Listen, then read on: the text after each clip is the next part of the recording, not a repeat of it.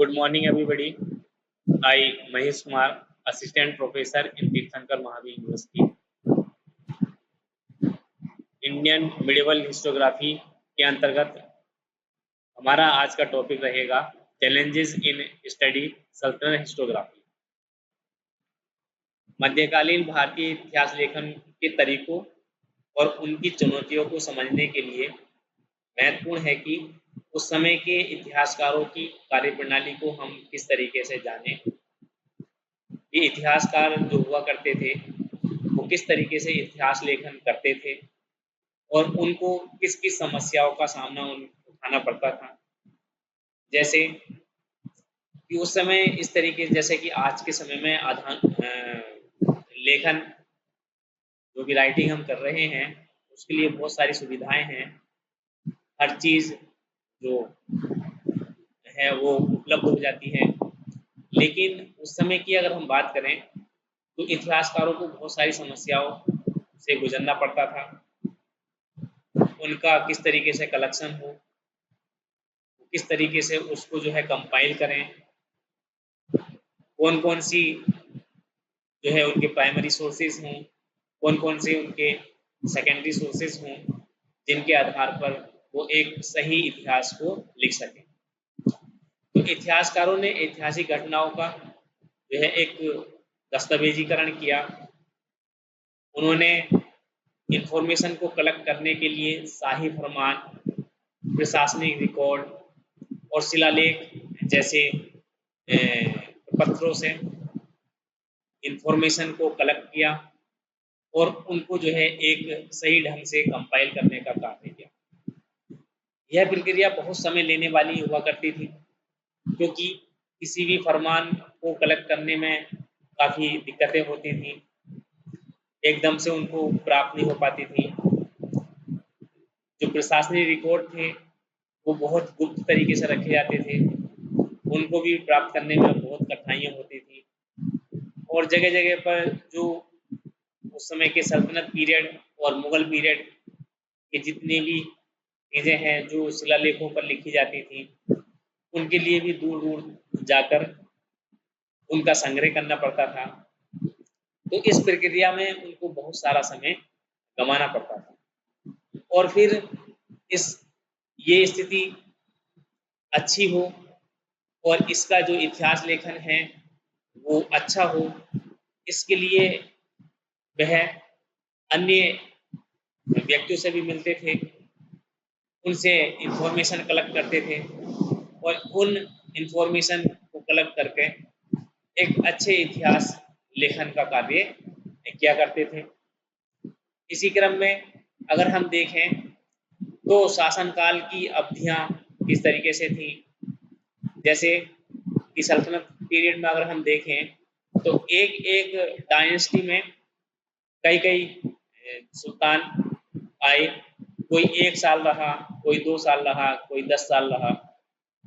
उनके प्रशासनिक, उनके राजनीतिक सुधारों को उन्होंने उसमें शामिल किया और उनके द्वारा एक अच्छा जो है इतिहास लेखन प्रारंभ किया।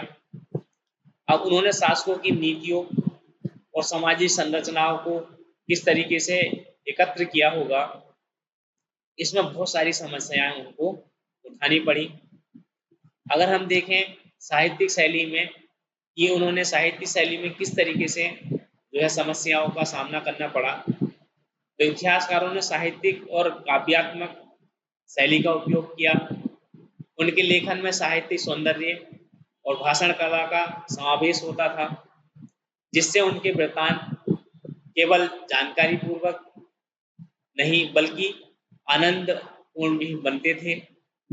अगर हम देखें कि चुनौतियां किस तरीके से थी, तो जैसे कि नंबर 1 पर हम देखते हैं स्रोतों की विश्वसनीयता, कि जो रिसोर्स हैं उनकी रिलायबिलिटी किस तरीके से है, ये स्रोत किस तरीके से प्राप्त होंगे। विभिन्न स्रोतों की विश्वसनीयता की जांच करना एक प्रमुख चुनौती हुआ करती थी। शाही फरमान और प्रशासनिक रिकॉर्ड अक्सर शासकों के पक्षपाती दृष्टिकोण को दर्शाते थे।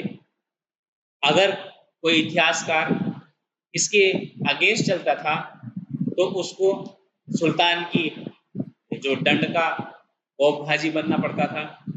इसलिए इन शाही फरमानों को और प्रशासनिक रिकॉर्डों को ज्यों का त्यों ही लिख देना पड़ता था, जो कि एक बहुत ही समस्या हुआ करती थी। सूचना की कमी, कुछ महत्वपूर्ण घटनाएं और व्यक्तियों के बारे में पर्याप्त जानकारी उपलब्ध नहीं हो पाती थी, जिससे इतिहासकारों को मौखिक परंपराओं और अन्य अप्रत्यक्ष स्रोतों पर निर्भर रहना पड़ता था कि जिस व्यक्ति ने जो कह दिया उसी को आधार बनाकर एक इतिहास लेखन इन्होंने स्टार्ट कर दिया। इसी तरीके से कुछ जो घटनाएं हैं जो मौखिक रूप से हुआ करती थी, कहीं पर किसी व्यक्ति से सुन ली, कहीं पर किसी व्यक्ति से, तो उन्हीं को आधार मानकर ये अपना इतिहास लेखन करते थे, जो कि एक इतिहास लेखन का सही प्रमाण प्रस्तुत नहीं कर सकता। अगर हम देखें राजनीतिक दबाव की बात करें तो दरबारी इतिहासकारों पर शासकों का बहुत दबाव होता था, क्योंकि ये राजनीतिक दबाव था जिससे उनके लेखन में निष्पक्षता की कमी आती थी। वो पक्षपातपूर्ण काम नहीं करते थे। उन्होंने शासकों की उपलब्धियों को बढ़ा चढ़ाकर पेश करने का काम करते थे और असफलताओं को छिपाने के लिए उनको बाध्य किया जाता था। अगर इस तरीके से नहीं करते थे तो उनको बहुत सारी कठिनाइयों का सामना करना पड़ता था, जो कि एक इतिहास लेखन के लिए सही नहीं है। भाषाई और सांस्कृतिक बाधाएं देखें तो ये भी एक समस्या थी। विभिन्न भाषाओं और संस्कृतियों के बीच जानकारी का अनुवाद करना, उनकी व्याख्या करना एक चुनौतीपूर्ण विषय हुआ करता था, क्योंकि विभिन्न क्षेत्रों के इतिहासकारों को स्थानीय भाषा और सांस्कृतिक संदर्भों को समझने में जो है काफ़ी कठिनाइयाँ होती थी, क्योंकि एक स्थान का इतिहासकार दूसरे स्थान पर जाकर किस तरीके से भाषा को समझे, उनको जो है ट्रांसलेट करें और फिर एक सही इतिहास किस तरीके से लिखें, तो इन भाषाई और सांस्कृतिक बाधाओं की वजह से इतिहास लेखन में बहुत सारी चुनौतियां आती थी।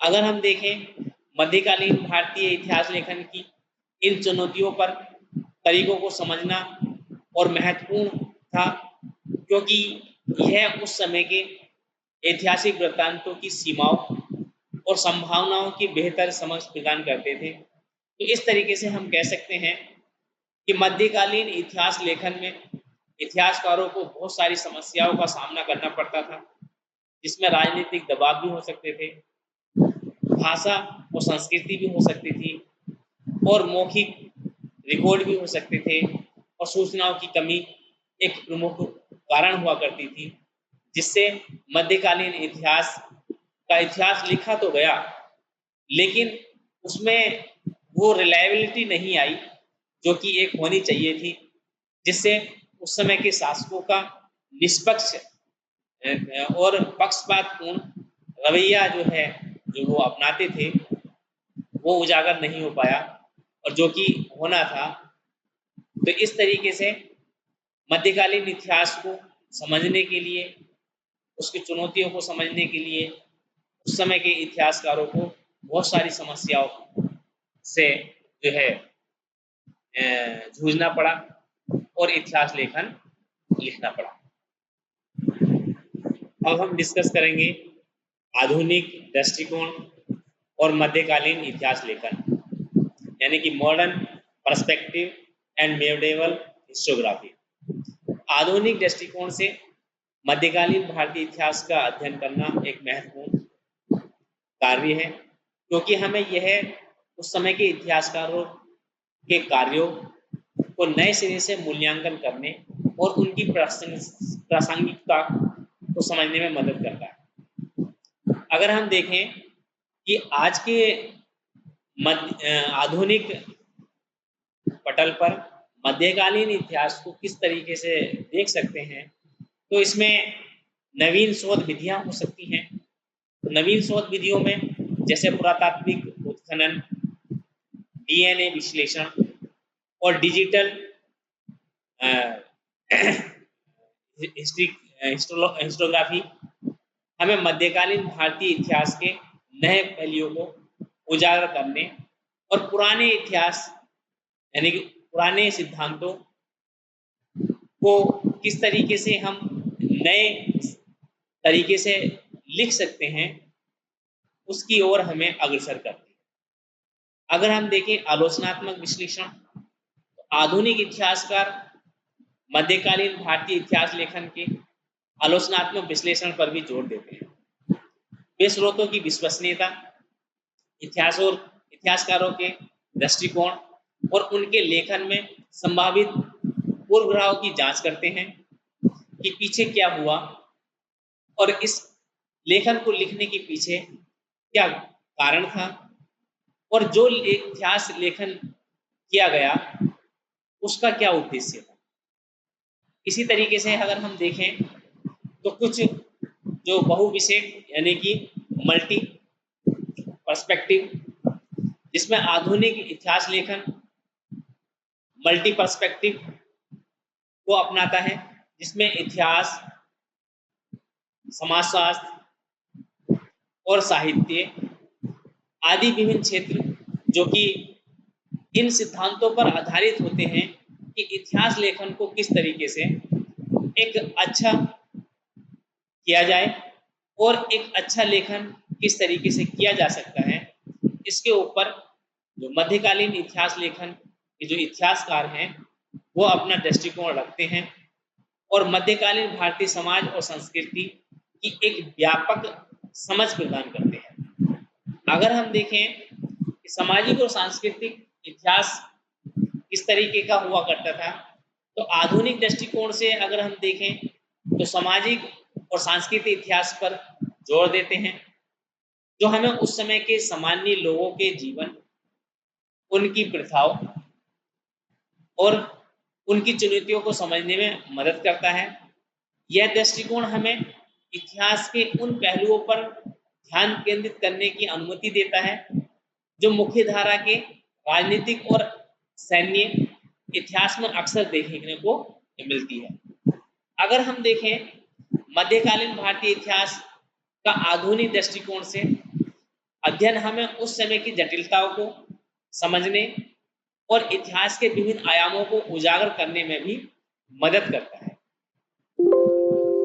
Now we see conclusion evaluating the legacy of medieval historiography. इसमें हम देखते हैं कि मध्यकालीन भारतीय इतिहास लेखन का एक समृद्ध और विविध परंपरा है जो हमें उस समय के राजनीतिक, सामाजिक और सांस्कृतिक परिदृश्य को समझने में मदद करती है। राजनीतिक मतलब कि उस समय के राजा किस तरीके से कार्य करते थे, उनके मंत्री किस तरीके से कार्य करते थे और जितने भी अधिकारी होते थे वो किस तरीके से अपने जो सुल्तान द्वारा बनाए गए नियम हैं उनको किस तरीके से पालन करना है, उनको किस तरीके से लागू करना है। तो ये सब जो है वो राजनीतिक दृष्टिकोण के अंतर्गत आता है। वहीं हम सामाजिक के अंतर्गत देखें तो समाज किस तरीके का है, उसका रहन सहन किस तरीके का है, खान पान कैसे है, उनकी संस्कृति कैसी है, तो ये सब जो है हम सामाजिक के अंतर्गत देखते हैं। अगर हम देखें सांस्कृतिक के अंतर्गत तो उसमें भी ये भी एक समाज का ही अंग होता है जिसमें रहन सहन, खान पान, पहनावा, बोलचाल ये सब शामिल होते हैं। तो इन को समझने में हमें जो है इतिहासकार के द्वारा ही हम इस इतिहास लेखन को लिखते हैं और इस के माध्यम से ही विभिन्न इतिहासकारों और उनके कार्यों की जानकारी, उनकी कैसी कार्य प्रणाली थी, इस सब का जो है हम अध्ययन करते हैं। अगर हम देखें कि इस समय के जो इतिहासकार हैं उनका योगदान किस तरीके का रहा, तो इन इतिहासकारों में जियाउद्दीन बर्नी, अमीर खुसरो, अबुल फजल और बदायूनी जैसे इतिहासकारों ने अपने विस्तृत और विश्लेषणात्मक कार्यों के माध्यम से और विभिन्न चुनौतियों को अपनाते हुए और बहुत ही एक अच्छा इतिहास लेखन करने का कार्य किया है। इनके लेखन न केवल शासकों के शासनकाल को दस्तावेज करते हैं, यानी कि इकट्ठा करते हैं, बल्कि समाज के और नैतिक आयामों को भी उजागर करने का कार्य करते हैं, जिससे कि आगामी पीढ़ी के इतिहासकारों को एक सही मार्गदर्शन मिल सके।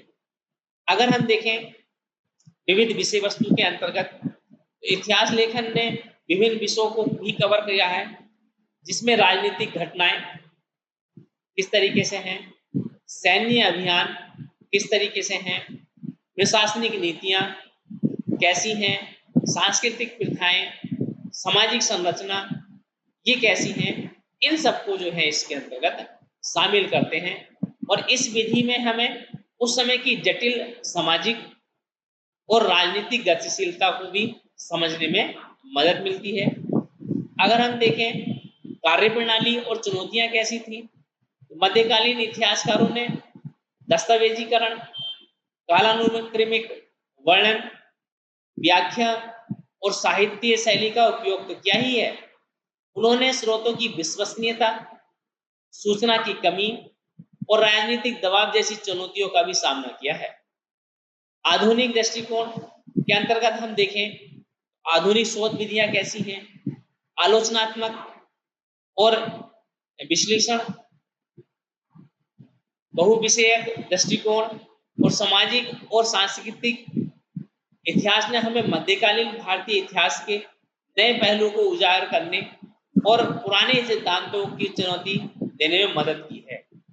संक्षेप में अगर हम बात करें तो मध्यकालीन भारतीय इतिहास लेखन ने हमें उस समय की समाज, संस्कृति, राजनीति की व्यापक समझ प्रदान की है, जिससे हम तत्कालीन समय की स्थिति को जान पाते हैं, उन्हीं का अनुसरण कर पाते हैं और आगामी समय में जो कठिनाइयां पीछे थी, जो चुनौतियां का सामना करना पड़ा था, उन चुनौतियों से हम निजात पा लेते हैं।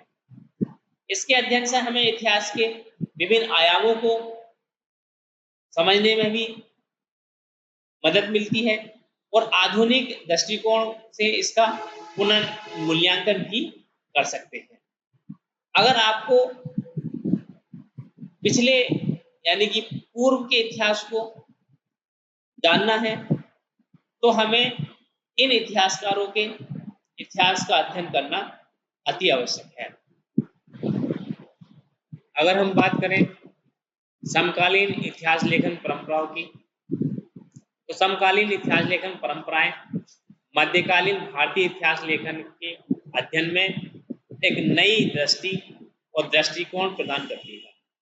इन परंपराओं ने न केवल ऐतिहासिक शोध के तरीकों को सुधारा है, बल्कि इतिहास को व्यापक और समावेशी दृष्टिकोण से समझने में भी मदद की है। समकालीन इतिहास लेखन ने विभिन्न सामाजिक, सांस्कृतिक और राजनीतिक समूह के दृष्टिकोण को शामिल किया, जिससे इतिहास का व्यापक और विविध दृष्टिकोण प्रस्तुत किया जा सकता है। यह दृष्टिकोण विशेष रूप से हाशिए पर रहने वाले समुदाय और महिलाओं की आवाज को भी शामिल करता है, जो पारंपरिक इतिहास लेखन में अक्सर अनदेखी की जाती हैं। अगर हम बात करें आलोचनात्मक सिद्धांत की, तो समकालीन इतिहासकार आलोचनात्मक सिद्धांतों का उपयोग करते हैं, जैसे पोस्ट कॉलोनियल सिद्धांत, नारीवाद सिद्धांत और सबाल्टर्न अध्ययन, जिससे इतिहास की पुनर्व्याख्या और पुनर्मूल्यांकन किया जा सके। ये सिद्धांत हमें पारंपरिक दृष्टिकोण की सीमाओं को चुनौती देते हैं और नए दृष्टिकोण विकसित करने में मदद करते हैं। प्रौद्योगिकी और डिजिटल संसाधन, डिजिटल प्रौद्योगिकी और इंटरनेट ने ऐतिहासिक शोध और दस्तावेजीकरण में क्रांति सी ला दी है। जब से प्रौद्योगिकी और डिजिटल प्रौद्योगिकी में तरक्की हुई है, तब से ऐतिहासिक शोध और जो दस्तावेज हैं उनको आसानी से प्राप्त किया जा सकता है, उनको ऑनलाइन डाटाबेस किया जा सकता है और लाइब्रेरी ने इतिहासकारों के लिए स्रोत तक पहुंचाने का काम किया है। शोध के गति और गुणवत्ता में सुधार आया है। अगर हम देखें सहयोगात्मक शोध तो समकालीन इतिहास लेखन में अंतर्राष्ट्रीय और बहुविषय सहयोग पर जोर दिया। इतिहासकार अब न केवल ऐतिहासिक शोधकर्ताओं के साथ बल्कि समाजशास्त्री, भाषाविद और पुरातत्वविद के साथ भी सहयोग करते हैं, जिससे शोध के दायरे और दृष्टिकोण का विस्तार होता है। समकालीन इतिहास लेखन परंपराओं ने इतिहास को समझने और व्याख्या करने के तरीकों में महत्वपूर्ण बदलाव लाए हैं, जिससे हमें मध्यकालीन भारतीय इतिहास की एक अधिक समग्र और व्यापक समझ प्राप्त होती है। अब मध्यकालीन इतिहास लेखन में हम देखते हैं पाठ और संदर्भ। मध्यकालीन भारतीय इतिहास लेखन का अध्ययन करते समय पाठ और संदर्भ को समझना महत्वपूर्ण है।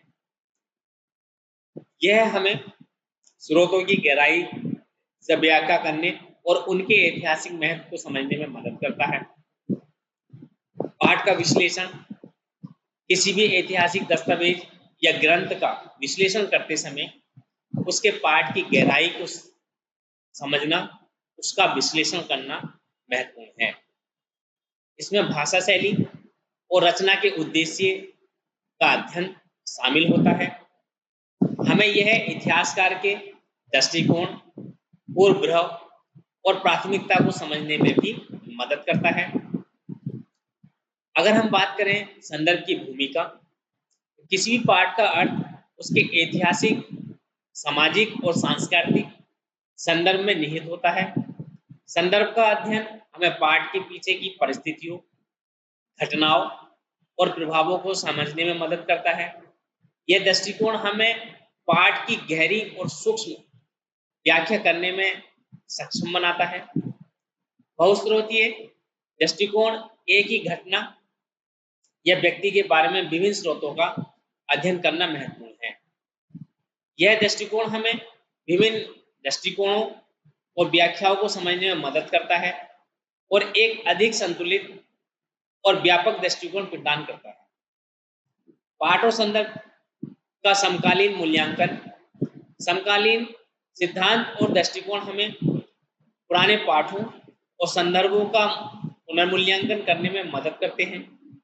यह दृष्टिकोण हमें इतिहास के नए आयामों को उजागर करने और पारंपरिक व्याख्याओं को चुनौती देने में सक्षम बनाता है। पाठ और संदर्भ का अध्ययन मध्यकालीन भारतीय इतिहास लेखन के गहन और व्यापक विश्लेषण के लिए आवश्यक है।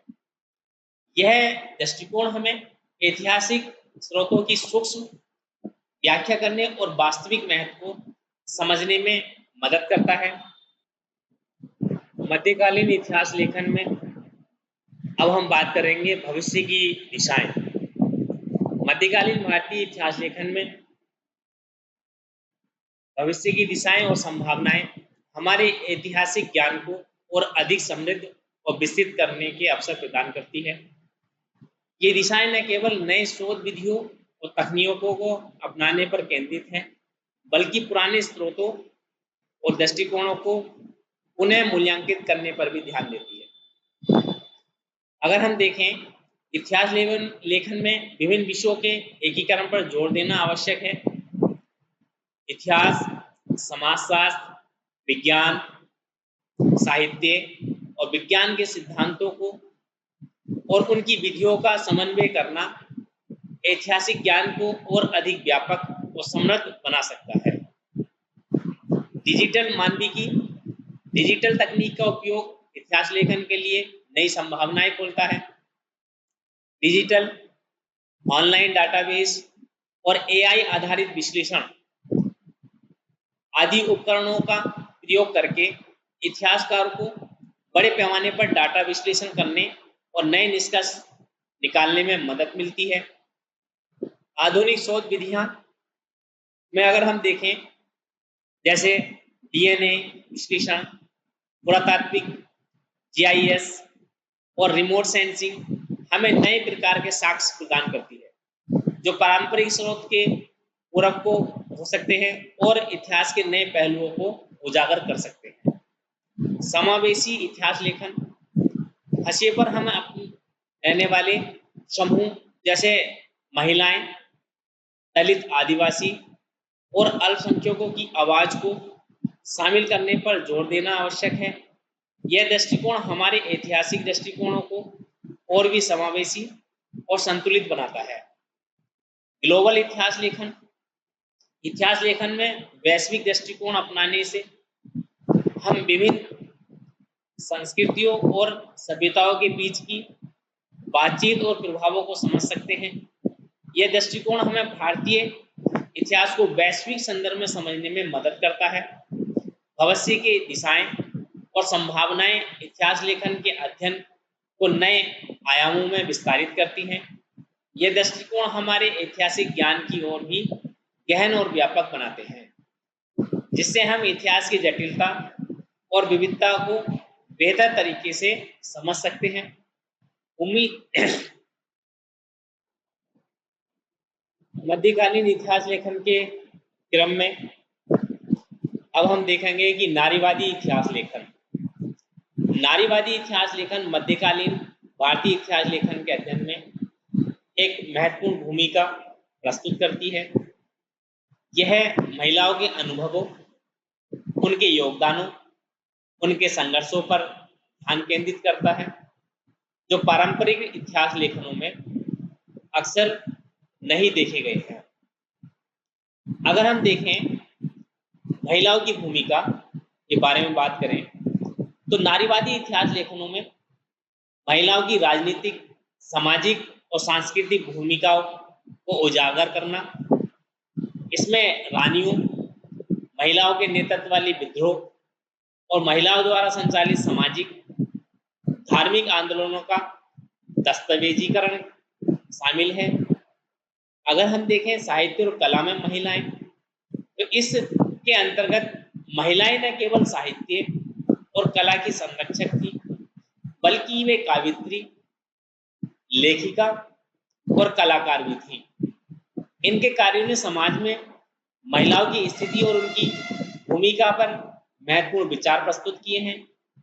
अगर हम देखें सामाजिक संरचनाएं, नारीवादी इतिहास लेखन सामाजिक संरचना और महिलाओं के अधिकारों और जिम्मेदारियों का विश्लेषण करता है।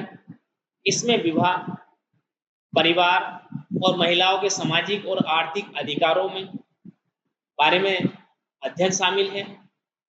विरोध और संघर्ष, ये दृष्टिकोण महिलाओं के संघर्ष और उनके अधिकारों के लिए संघर्ष को भी शामिल करता है। इसमें बाल विवाह, विधवा पुनर्विवाह और महिलाओं की शिक्षा और संपत्ति के अधिकारों के मुद्दों पर ध्यान दिया जाता है।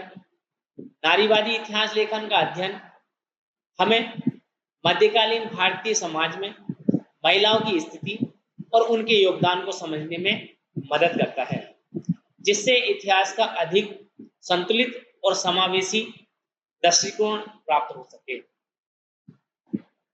इसी क्रम में हम देखेंगे पर्यावरणीय इतिहास लेखन। तो पर्यावरणीय इतिहास लेखन मध्यकालीन भारतीय इतिहास के अध्ययन में एक नया दृष्टिकोण प्रस्तुत करता है, जो मनुष्य और पर्यावरण के बीच की बातचीत पर ध्यान केंद्रित करता है। अगर हम देखें प्राकृतिक संसाधनों का उपयोग, तो पर्यावरणीय इतिहास लेखन में जैसे जल, भूमि, वन और खनिज जैसे प्राकृतिक संसाधनों के उपयोग का अध्ययन शामिल है। यह दृष्टिकोण हमें समझने में मदद करता है कि किन संसाधनों का उपयोग और संरक्षण किया गया है और इसका समाज और अर्थव्यवस्था पर क्या प्रभाव पड़ता है। अगर हम देखें जलवायु और कृषि, तो इसके अंतर्गत जलवायु परिवर्तन क्यों होता है, कैसे होता है, इसको देखेंगे। मौसम पैटर्न का अध्ययन कि मौसम में किस तरीके से परिवर्तन होता है, इसका अध्ययन करेंगे और उनका कृषि उत्पाद, फसल चक्र और खाद्य सुरक्षा पर क्या प्रभाव पड़ता है, इसका भी विश्लेषण हम इसके अंतर्गत करते हैं। शहरीकरण और पर्यावरण के अंतर्गत अगर हम देखें तो पर्यावरणीय इतिहास लेखन शहरीकरण की प्रक्रियाओं और पर्यावरणीय प्रभाव का अध्ययन करता है। इसमें शहरों के विस्तार किस तरीके से होते हैं, जल का निकास किस तरीके से होता है, प्रदूषण के मुद्दों पर किस तरीके से उनका अध्ययन किया जाएगा। आपदाएं और प्रतिक्रियाएं में अगर हम देखें तो प्राकृतिक आपदाओं जैसे बाढ़ है, सूखा है, भूकंप है, सुनामी है, इनके प्रभावों का अध्ययन करता है। इसमें समाज और शासन की आपदा प्रबंधन प्रणाली और उनकी क्षमता को किस तरीके से उजागर किया गया है, उसका विश्लेषण किया गया है, इसका भी हम अध्ययन इसके अंतर्गत करते हैं। पर्यावरणीय इतिहास लेखन का अध्ययन हमें मनुष्य और पर्यावरण के बीच की जटिल बातचीत को समझने में मदद करता है, जिससे इतिहास की एक नई और समग्र दृष्टि प्राप्त होती है।